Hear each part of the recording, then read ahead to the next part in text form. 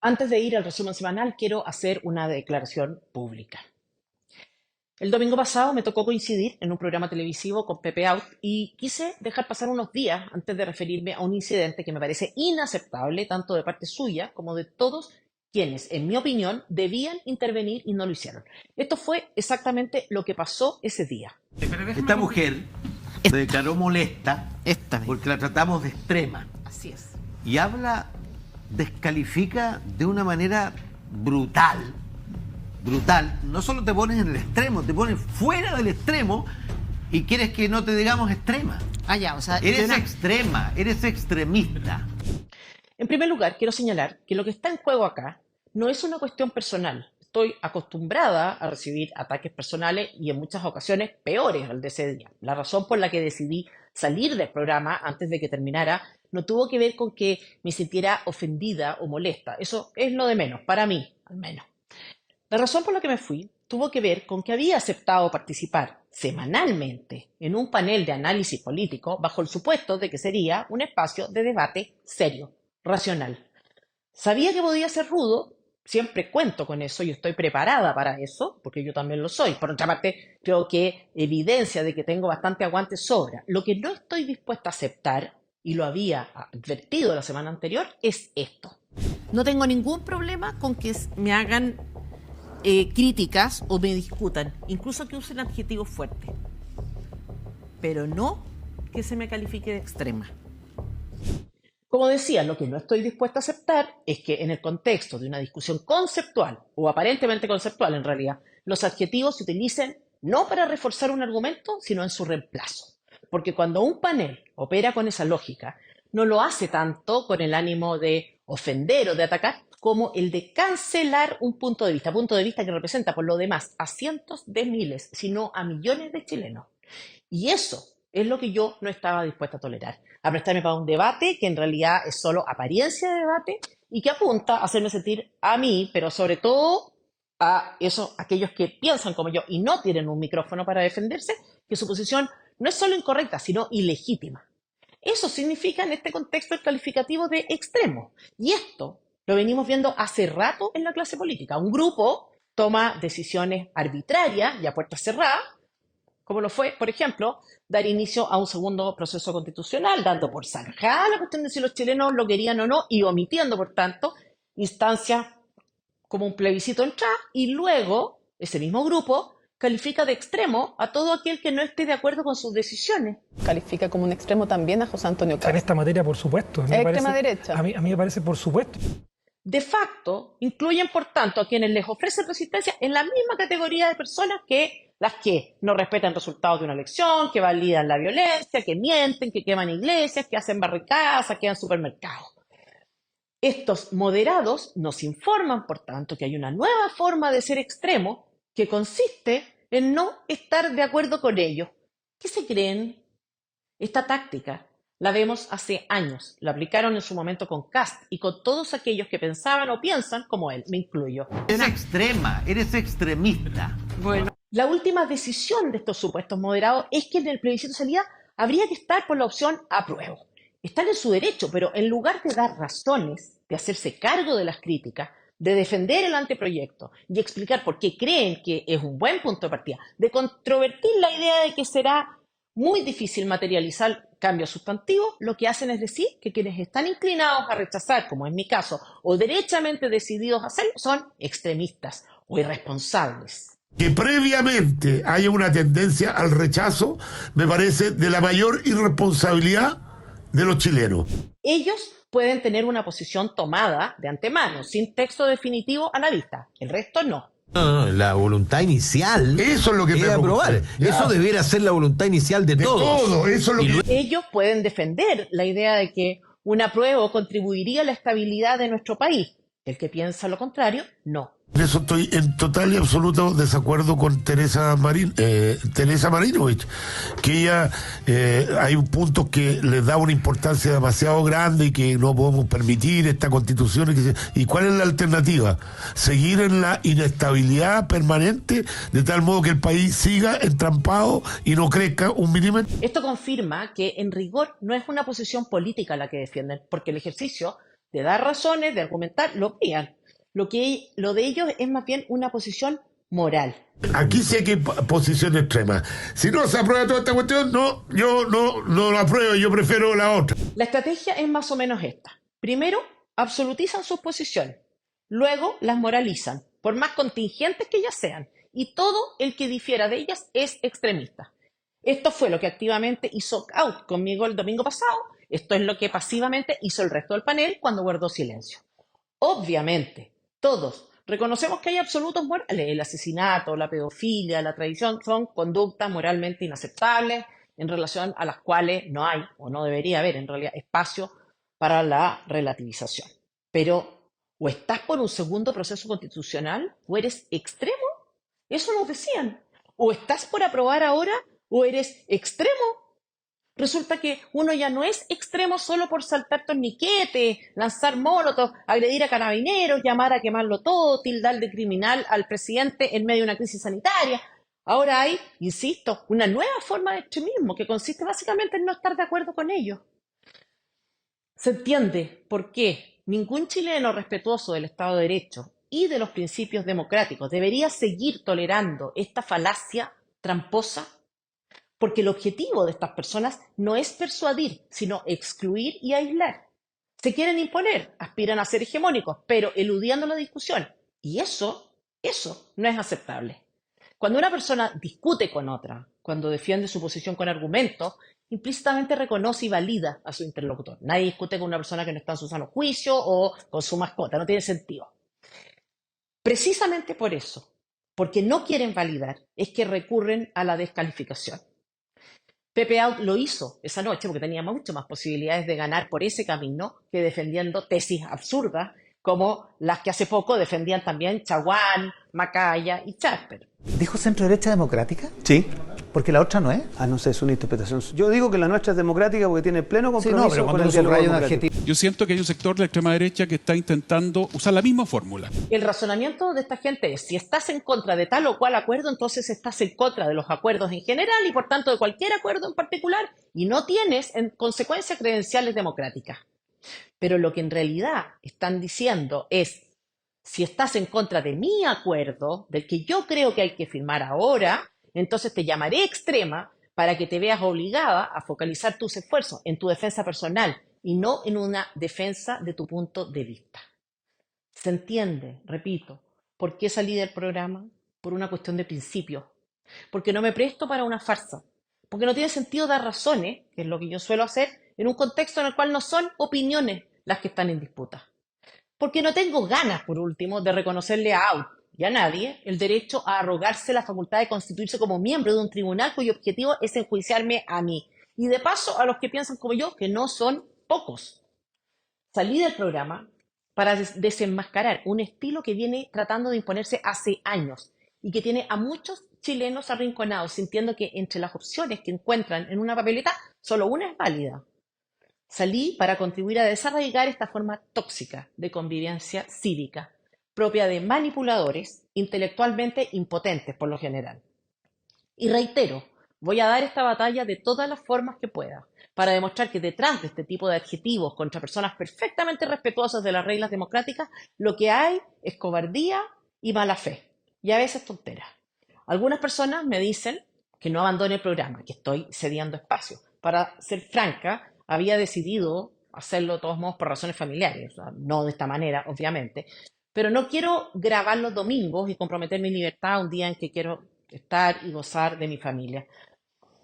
Unos días después del domingo le escribí también a la conductora del programa, Bárbara Rebolledo, diciéndole que hubiera esperado una defensa de su parte. La verdad es que no entendió, creyó que le pedía una defensa personal. Yo me refería a una defensa de las reglas del juego. Pero en fin, la propia producción del programa consideró inadecuada mi forma de salir. O sea, tú haces tu juego, los demás también. En resumen, no hay reglas para el debate o no corren para ti. Eso fue en la práctica.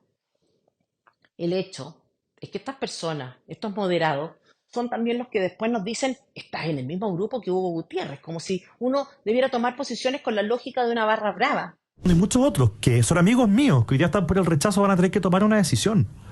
Si van a votar con Hugo Gutiérrez y la Carmen Hertz, que por alguna razón que a ellos les conviene van a estar por el rechazo, o van a votar por la alternativa que va a estar apoyando José Antonio Kast, la Evelyn Matei y muchos otros. Gutiérrez y yo podemos estar en la misma posición por razones distintas. Sin ir más lejos, como decía Francisco Cancino, nuestro director de estudios, en su columna de ayer, en el plebiscito de entrada, estuvieron en el apruebo los comunistas, Frente Amplista y todos los precandidatos presidenciales de Chile Vamos. Lavín, Desbordes, Briones y Sichel. Los primeros retiros del 10% fueron votados a favor por comunistas, Frente Amplista y diputados de Chile Vamos. Para el cuarto retiro del 10%, el Partido Republicano de Kast sostuvo la misma postura que el gobierno de Boric. Que tal o cual vote de esta manera o la otra puede ser una referencia a considerar, pero nunca la razón determinante para estar de un lado u otro. Eso está bien para las manadas de ovejas o los fanáticos religiosos. Por ahora, en todo caso, y a pesar de no haber tomado yo una decisión definitiva, estoy inclinada a ser parte del grupo del 60% de chilenos que quiere rechazar. También lo fui cuando el porcentaje era del 22%. El anteproyecto es un mal texto, el diseño del proceso no permite cambios sustantivos y Republicano no tiene poder para aprobar normas por sí solo.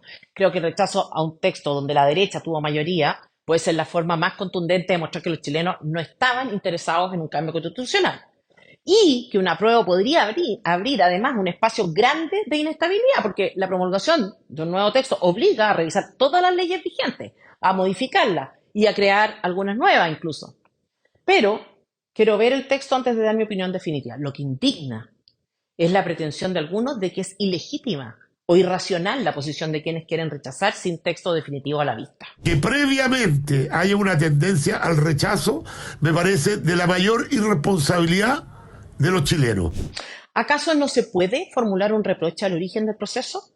¿Acaso no se puede estar en contra de los bordes definidos por el Congreso? O por último, ¿no es perfectamente legítimo querer que el texto vigente se mantenga?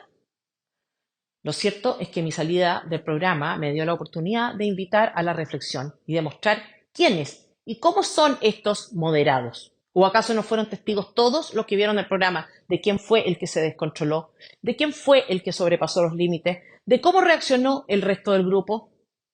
Por último, y casi marginalmente en el ámbito ya de la ordinariedad, ¿qué es esto de hablarle a la Cámara diciendo esta mujer es extrema? Es extrema, eres extremista. Bueno, ¿en qué momento Pepe Out se convirtió en el líder estruendoso de una asamblea?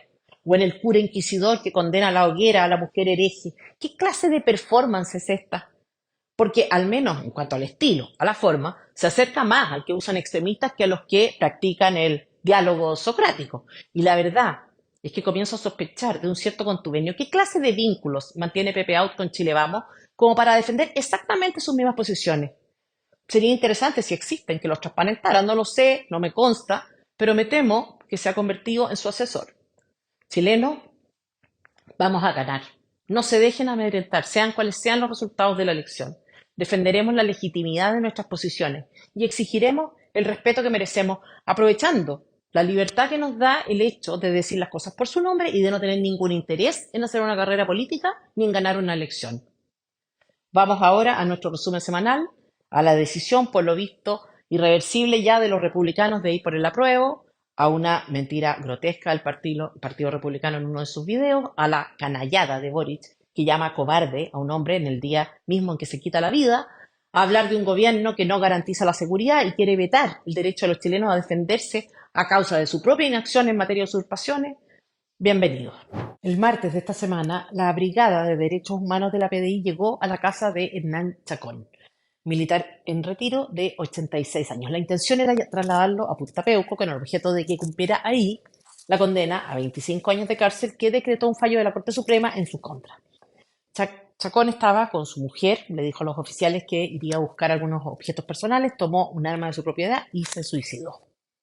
El fallo lo condena por participar en el asesinato de Víctor Jara. El fundamento tenía conocimientos tácticos de inteligencia. No quiero entrar a comentar la sentencia, lamentablemente tengo conflictos de interés en relación a este tipo de materias por la función que desarrolla mi marido en la Corte Suprema. Pero no puedo dejar de comentar lo que hizo Boric a propósito de esta situación. Una canallada. Guillermo Tellier murió como un hombre digno, orgulloso de la vida que había vivido, y hoy día, cuando estamos próximos a conmemorar 50 años, hay otros que mueren de manera cobarde para no enfrentar a la justicia. Después de referirse a Guillermo Tellier y de decretar 2 días de duelo nacional por su muerte, señalando, cito textual, que murió como un hombre digno, orgulloso de la vida que había vivido, agregó: hay otros que mueren de manera cobarde para no enfrentar la justicia.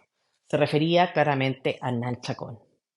Y lo primero que cabe decirle es: presidente, asumamos que Chacón haya sido efectivamente culpable de lo que se le acusó. Asumamos que su conducta fue aberrante. Asumamos lo peor. Dejemos de lado esa discusión.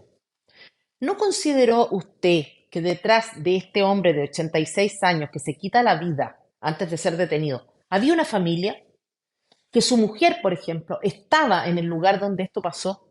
Que quizá hay hijos y nietos, hermanos, no lo sé, que ese día lloraban la pérdida de alguien a quien usted acusaba públicamente y a través de la prensa de cobardía, con el agravante de que usted no es cualquier hijo de vecino o un tuitero más. ¿No considera usted que esa familia merecía respeto y que no era el momento de dar opiniones personales? Quiero ser clara, más allá de su imprudencia, del ánimo de agitador social con que se ha comportado en relación a los 50 años, este es un exceso que exige unas disculpas de su parte, disculpas tan públicas como lo fue su ofensa. Por otra parte, presidente, ¿usted comprende el estado de desesperación y de angustia en que está una persona que decide quitarse la vida? ¿Dónde queda su preocupación por la salud mental? En el último tiempo hemos conocido lamentables casos de jóvenes que se han quitado la vida. Nadie sabe el dolor que una persona puede cargar por dentro. Los invito, compatriotas, a que nos enjuiciemos menos y nos escuchemos más. Presidente, ya que usted está obsesionado con los 50 años, comprende que su gurú, Salvador Allende, también actuó de esta manera cuando iba a ser detenido precisamente por violar la Constitución y las leyes. Personalmente no creo que ese haya sido un acto de cobardía del expresidente, pero dígame, ¿en virtud de qué atribución usted siente que tiene facultades para decidir en qué caso el suicidio es un problema de salud mental, un acto de heroísmo o una señal de cobardía? ¿No cree que es un poco arrogante usar el podio presidencial que tiene para emitir este tipo de juicios? ¿Sabe qué, presidente? El respeto a los derechos humanos, a la dignidad de las personas o al duelo de una familia debería ser irrestricto. Por eso se llaman humanos esos derechos, porque los tiene cualquiera, independiente de lo que hayan hecho o dejado de hacer. Por eso es que es exigible que se respeten incluso los de quienes están presos en la cárcel. ¿Usted cree que no? ¿Usted piensa que las personas deben ganarse el derecho a ser respetadas en su dignidad como personas? Porque si piensa así, quizás razona con la misma lógica con que razonaron otros. Está bien muerto. ¿No ha aprendido algo del pasado, presidente, de lo peligroso que es deshumanizar a los adversarios? Eso le pasa, presidente, porque usted es un frívolo. Si se hubiera detenido un momento a considerar cómo es que una fractura social induce a personas de un lado y otro a sentir que todo vale, quizás se daría cuenta de lo reprochable que es su conducta, pero no. Más simple es sostener la tesis de que hay dos bandos, uno de los buenos, otro de los malos, y asumir, obvio, que uno es parte del primero. Usted ha dejado en evidencia la debilidad de sus pretendidas convicciones. Ni la salud mental, ni la compasión, ni los derechos humanos son algo más que palabras que usted utiliza en favor de quienes son políticamente afines a usted. Usted, presidente, tiene cierta formación católica y quizá comprende lo que es el fariseísmo, esa actitud de superioridad moral de los que se creen buenos y no se reconocen pecadores, que solo tienen reproches para el resto. De hecho, últimamente no ha perdido oportunidad de herir y dividir. Eso mientras los chilenos piden a gritos que se ocupe de problemas perentorios en lugar de engolosinarse con tanta conmemoración. Originalmente mi intención era comentar ahora un video del Partido Republicano que circula, pero se han hecho públicas declaraciones de varios de sus miembros, de algunos consejeros, que ameritan o justifican, me parece, un video aparte que publicaré en los próximos días. Así que muchas gracias y los espero el próximo viernes en un nuevo resumen semanal.